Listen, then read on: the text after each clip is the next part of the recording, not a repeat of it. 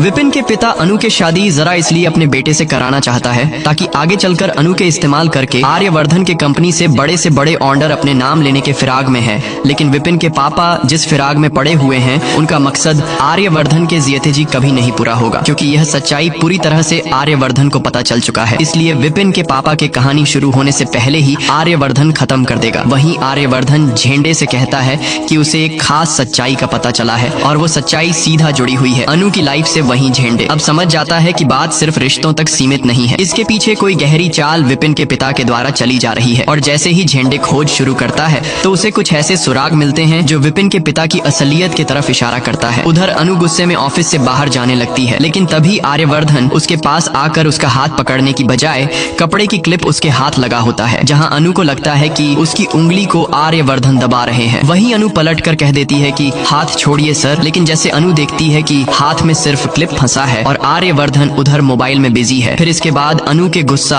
7वें आसमान पर चली जाती है और अनु फिर आर्यवर्धन पर भड़क जाती है। यहीं से दोनों के बीच बहस शुरू हो जाती है, जहां आर्यवर्धन वहां से चला जाता है। लेकिन कहानी यहीं खत्म नहीं होती है, क्योंकि आर्यवर्धन के बाहर जाते ही जाते विपिन के पिता के खिलाफ एक काला राज पता चलता है, जो खुद विपिन के पिता अपने किसी मालिक से फोन पर बातचीत करने में व्यस्त होते हैं और ऐसे बात फोन पर करते हैं जो इशारा सीधे अनु के लाइफ के लेकर होता है, क्योंकि उनका मकसद सिर्फ है